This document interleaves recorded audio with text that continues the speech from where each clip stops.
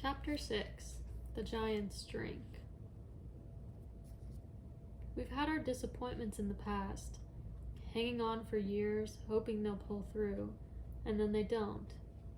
Nice thing about Ender, he's determined to ice within the first 6 months. Oh? Don't you see what's going on here? He's stuck at the Giant's Drink in the mind game.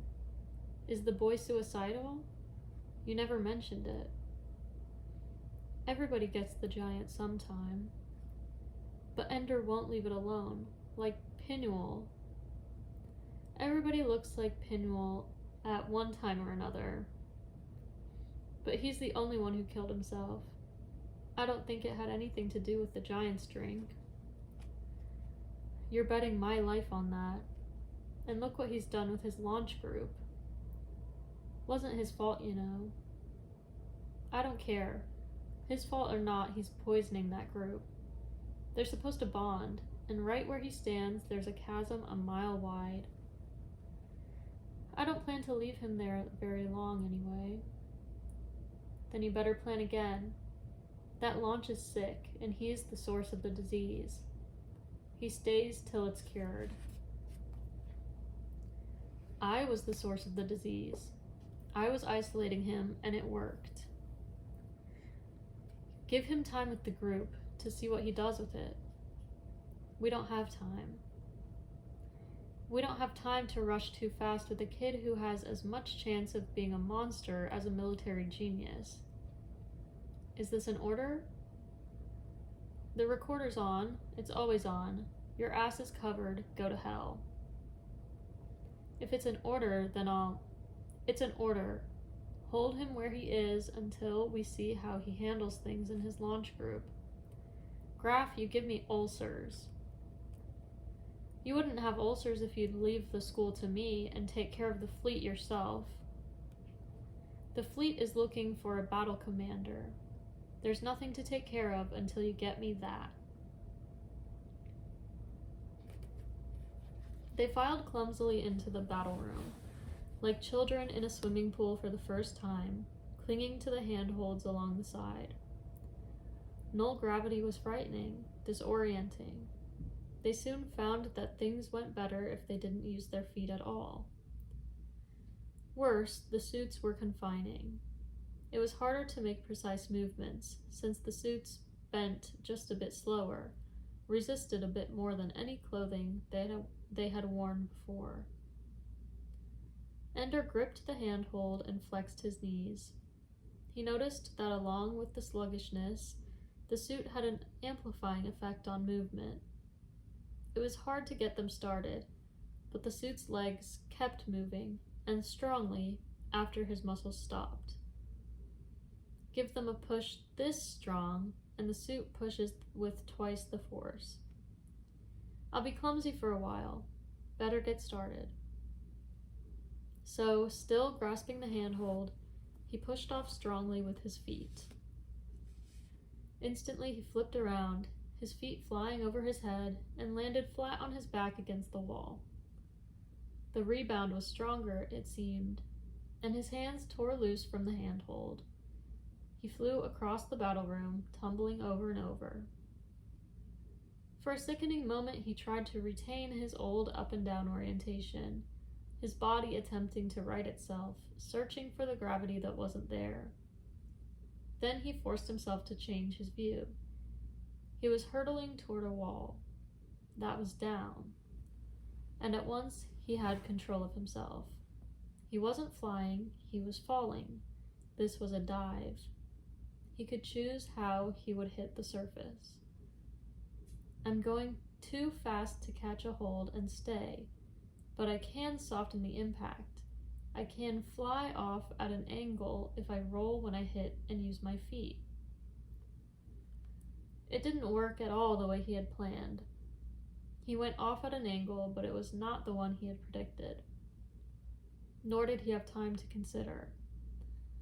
He hit another wall, this time too soon to have prepared for it. But quite accidentally, he discovered a way to use his feet to control the rebound angle. Now he was soaring across the room again, toward the other boys who still clung to the wall. This time he had slowed enough to be able to grip a rung. He was at a crazy angle in relation to the other boys, but once again his orientation had changed, and as far as he could tell, they were all lying on the floor, not hanging on a wall, and he was no more upside down than they were. "What are you trying to do, kill yourself?" asked Shen. "Try it," Ender said. "The suit keeps you from hurting yourself, and you can control your bouncing with your legs, like this." He approximated the movement he had made. Shen shook his head. He wasn't trying any fool stunt like that. But one boy did take off. Not as fast as Ender had, because he didn't begin with a flip, but fast enough. Ender didn't even have to see his face to know that it was Bernard. And right after him, Bernard's best friend, Alai. Okay.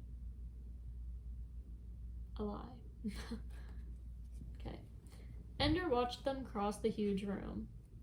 Bernard struggling to orient himself in the direction he thought of as the floor, Alai surrendering to the movement and preparing to rebound from the wall.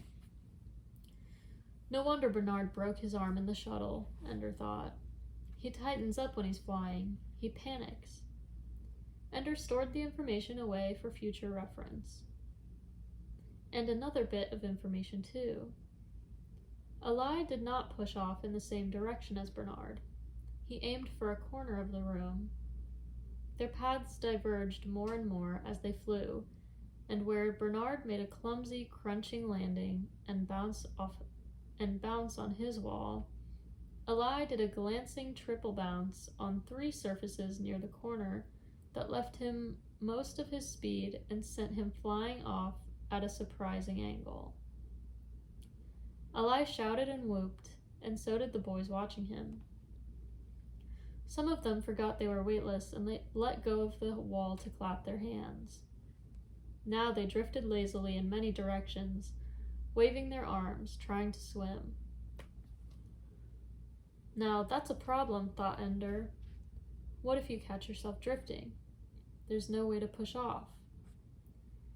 He was tempted to set himself adrift and try to solve the problem by trial and error. But he could see the others, their useless efforts at control, and he couldn't think of what he would do that they weren't already doing. Holding onto the floor with one hand, he fiddled idly with the toy gun that was attached to his suit in front, just below the shoulder. Then he remembered the hand rockets sometimes used by Marines when they did a boarding assault on an enemy station.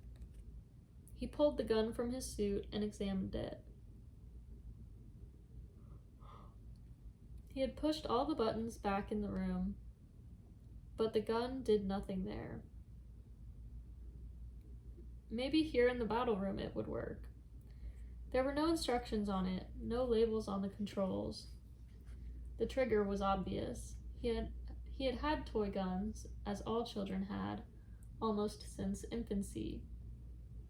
There were 2 buttons that his thumb could easily reach, and several others along the bottom of the shaft that were almost inaccessible without using 2 hands. Obviously, the 2 buttons near his thumb were meant to be instantly usable. He aimed the gun at the floor and pulled back on the trigger. He felt the gun grow instantly warm. When he let go of the trigger, it cooled at once. Also, a tiny circle of light appeared on the floor where he was aiming. He thumbed the red button at the top of the gun and pulled the trigger again. Same thing. Then he pushed the white button. It gave a bright flash of light that illuminated a wide area, but not as intensely. The gun was quite cold when the button was pressed. The red button makes it like a laser, but it is not a laser, Dap had said, while the white button makes it a lamp. Neither will be much help when it comes to maneuvering. So everything depends on how you push off, the course you set when you start. It means we're going to have to get very good at controlling our launches and rebounds or we're all going to end up floating around in the middle of nowhere. Ender looked around the room. A few of the boys were drifting close to walls now, flailing their arms to catch a handhold. Most were bumping into each other and laughing. Some were holding hands and going around in circles. Only a few, like Ender, were calmly holding onto the walls and watching. One of them, he saw, was Alai. He had ended up on another wall not too far from Ender. On impulse, Ender pushed off and moved quickly toward Alai. Once in the air, he wondered what he would say. Alai was Bernard's friend. What did Ender have to say to him? Still, there was no changing course now. So he watched straight ahead and practiced making tiny leg and hand movements to control which way he was facing as he drifted. Too late, he realized that he had aimed too well. He was not going to land near Alai. He was going to hit him. "Here, snag my hand," Alai called. Ender held out his hand.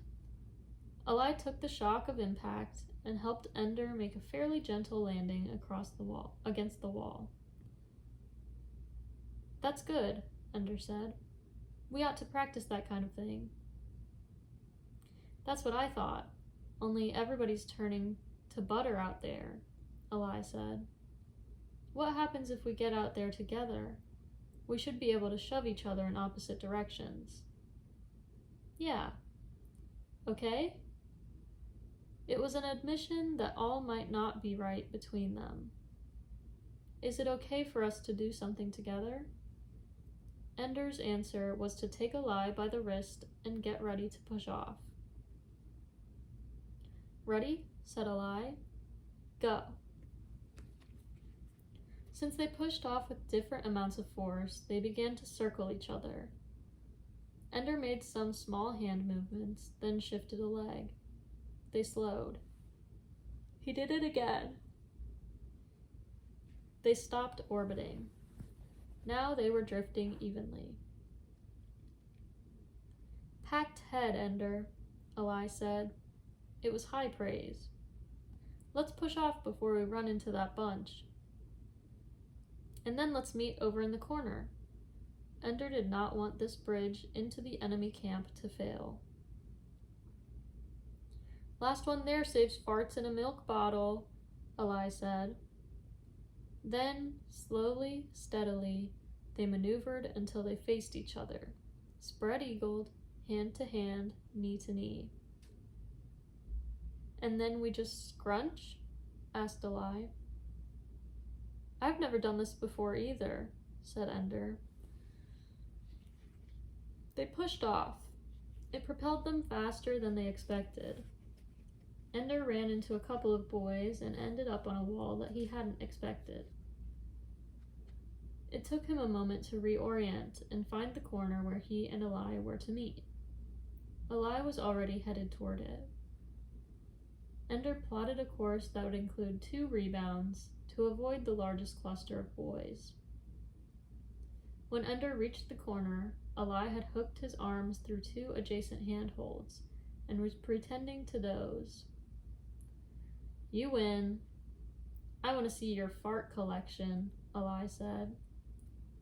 "I stored it in your locker. Didn't you notice? I thought it was my socks. We don't wear socks anymore." "Oh yeah." A reminder that they were both far from home. It took some of the fun out of having mastered a bit of navigation. Ender took his pistol and demonstrated what he had learned about the 2 thumb buttons. "What does it do when you aim it at a person?" asked Alai. "I don't know." "Why don't we find out?" Ender shook his head. "We might hurt somebody." "I meant, why don't we shoot each other in the foot or something? I'm not Bernard. I never tortured cats for fun." "Oh. It can't be too dangerous, or they wouldn't give these guns to kids. We're soldiers now." "Shoot me in the foot." "No, you shoot me. Let's shoot each other." They did. Immediately, Ender felt the leg of the suit grow stiff, immobile at the knee and ankle joints. "You frozen?" asked Alai. "Stiff as a board." "Let's freeze a few," Alai said. "Let's have our first war. Us against them." They grinned. Then Ender said, "Better invite Bernard." Alai cocked an eyebrow. "Oh?" "And Shen. That little butt wiggler?" Ender decided that Alai was joking. "If you didn't hold yours so tight, it would wiggle too." Alai grinned. "Let's go get Bernard and Shen and freeze these bugger lovers." In 20 minutes, everyone in the room was frozen except Ender, Bernard, Shen, and Alai. The 4 of them sat there whooping and laughing until Dap came in. "I see you've learned how to use your equipment," he said. Then he did something to a control he held in his hand. Everybody drifted slowly toward the wall he was standing on. He went among the frozen boys, touching them and thawing their suits. There was a tumult of complaint that it wasn't fair how Bernard and Alai had shot them all when they weren't ready. "Why weren't you ready?" asked Dap. "You had your suits just as long as they did. You had just as many minutes flapping around like drunken ducks. Stop moaning and we'll begin." Ender noticed that it was assumed that Bernard and Alai were the leaders of the battle. Well, that was fine. Bernard knew that Ender and Alai had learned to use the guns together, and Ender and Alai were friends. Now others might believe that Ender had joined his group, but it wasn't so. Ender had joined a new group, Alai's group. Bernard had joined it too. It wasn't obvious to everyone. Bernard still blustered and sent his cronies on errands. But Alai now moved freely through the whole room, and when Bernard was crazy, Alai could joke a little and calm him down. When it came time to choose their launch leader, Alai was the almost unanimous choice. Bernard sulked for a few days, and then he was fine, and everyone settled into the new pattern. The launch was no longer divided into Bernard's in-group and Ender's outcasts. Alai was the bridge. Ender sat on his bed with his desk on his knees. It was private study time, and Ender was doing free play. It was a shifting, crazy kind of game in which the school computer kept bringing up new things, building a maze that you could explore. You could go back to events that you liked for a little while. If you left one alone too long, it disappeared and something else took its place. Sometimes they were funny things, sometimes exciting ones, and he had to be quick to stay alive. He had lots of deaths, but that was okay. Games were like that. You died a lot until you got the hang of it. His figure on the screen had started out as a little boy. For a while it had changed into a bear. Now it was a large mouse with long and delicate hands. He ran his figure under a lot of large items of furniture depicted on the screen. He had played with the cat a lot, but now it was boring. Too easy to dodge, he knew all the furniture. Not through the mouse hole this time, he told himself. I'm sick of the giant. It's a dumb game, and I can't ever win. Whatever I choose is wrong. But he went through the mouse hole anyway, and over the small bridge into the garden. He avoided the ducks and the dive-bombing mosquitoes. He had tried playing with them, but they were too easy. And if he played with the ducks too long, he turned into a fish, which he didn't like. Being a fish reminded him too much of being frozen in the battle room, his whole body rigid, waiting for the practice to end so Dap could thaw him.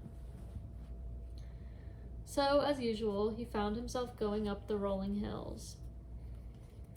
the landslides began. At first, he had got caught again and again, crushed in an exaggerated blot of gore oozing out from under a rock pile. Now, though, he had mastered the skill of running up the slopes at an angle to avoid the crush, always seeking higher ground. And, as always, the landslides finally stopped being jumbles of rock. The face of the hill broke open, and instead of shale, it was white bread, puffy, rising like dough as the crust broke away and fell. It was soft and spongy. His figure moved more slowly. And when he jumped down off the bread, he was standing on a table. Giant loaf of bread behind him, giant stick of butter beside him, and the giant himself leaning his chin in his hands, looking at him. Ender's figure was about as tall as the giant's head from chin to brow. "I think I'll bite your head off," said the giant, as he always did. This time, instead of running away or standing there, Ender walked his figure up to the giant's face and kicked him in the chin. The giant stuck out his tongue, and Ender fell to the ground. "How about a guessing game?" asked the giant. So it didn't make any difference. The giant only played the guessing game. Stupid computer. Millions of possible scenarios in its memory, and the giant could only play one stupid game. The giant, as always, set 2 huge shot glasses, as tall as Ender's knees, on the table in front of him. As always, the 2 were filled with different liquids. The computer was good enough that the liquids had never repeated, not that he could remember. This time, the one had a thick, creamy-looking liquid. The other hissed and foamed. "One is poison and one is not," said the giant. "Guess right and I'll take you into fairyland." Guessing meant sticking his head into one of the glasses to drink. He never guessed right.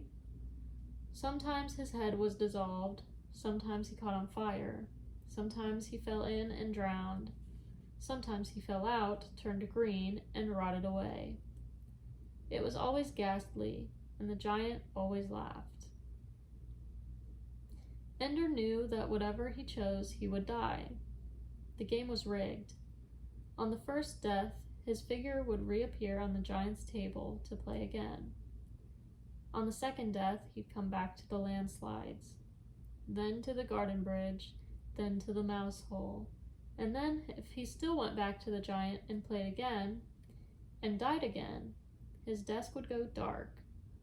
Free play over would march around the desk, and Ender would lie back on his bed and tremble until he could finally go to sleep.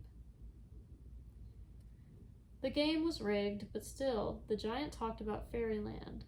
Some stupid, childish 3-year-old's fairyland that probably had some stupid Mother Goose or Pac-Man or Peter Pan. It wasn't even worth getting to, but he had to find some way of beating the giant to get there. He drank the creamy liquid. Immediately, he began to inflate and rise like a balloon. The giant laughed. He was dead again. He played again, and this time, the liquid set like concrete, and held his head down while the giant cut him open along the spine, deboned him like a fish, and began to eat while his arms and legs quivered. He reappeared at the landslides and decided not to go on. He even let the landslides cover him once. But even though he was sweating and he felt cold, with his next life he went back up the hills till they turned into bread, and stood on the giant's table as the shot glasses were set before him. He stared at the 2 liquids, the one foaming, the other with waves in it like the sea. He tried to guess what kind of death each one held. Probably a fish will come out of the ocean one and eat me. The foamy one will probably asphyxiate me. I hate this game. It isn't fair. It's stupid. It's rotten. And instead of pushing his face into one of the liquids, he kicked one over, then the other, and dodged the giant's huge hands as the giant shouted, "Cheater! Cheater!" He jumped at the giant's face, clambered up his lip and nose, and began to dig in the giant's eye. The stuff came away like cottage cheese, and as the giant screamed, Ender's figure burrowed into the eye, climbed right in, burrowed in and in. The giant fell over backward. The view shifted as he fell, and when the giant came to rest on the ground, there were intricate, lacy trees all around. A bat flew up and landed on the dead giant's nose. Ender brought his figure up out of the giant's eye. "How did you get here?" the bat asked. "Nobody ever comes here." Ender could not answer, of course. So he reached down, took a handful of the giant's eye stuff, and offered it to the bat. The bat took it and flew off, shouting as it went, "Welcome to Fairyland." He had made it. He ought to explore. He ought to climb down from the giant's face and see what he had finally achieved.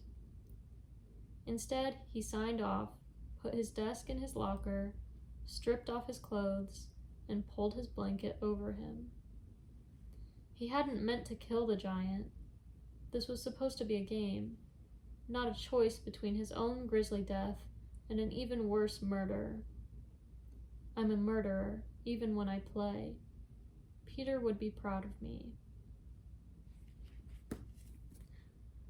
Why is this young adult, or not even young adult, children's book?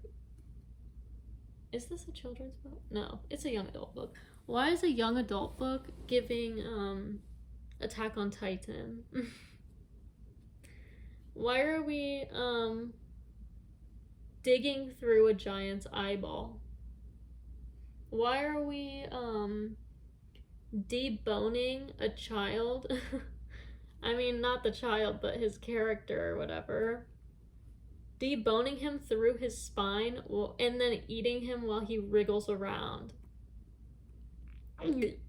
You know? What the fuck? I also don't like the word eye stuff. That's actually gonna make me sick. That's actually one of the most disgusting words I've ever heard. Aside from that, it's been a long time since I've read, so I kind of forgot what was happening. So I was like, who's Bernard? And then I remembered. I don't know if I'm saying Alai correctly. It's A-L-A-I. It could be Allie. It could be Alay. It could be Alay. I don't know. But I'm gonna keep saying Alai, because that's how it reads in my head. Sorry about it. I'm the one reading, so I get to choose. Also, it is 9:35. It is July 30th, 2025, and your soccer game just ended, so you're about to be on your way home. So, I cannot read anymore tonight. But I almost got to page 100. Actually, did I get to 100? No. I'm on page 99. But I'm starting to get invested. Like, this kid isn't that bad. He's still a child, but not the worst child I've ever heard about. So I accept the next 300 pages about this child. That's a lot of fucking pages. That's so many pages. But at least we're starting to get some, like, mystery or something going on. Yeah. that's gonna be that. And I will see you soon. Bye, baby. I love you so much.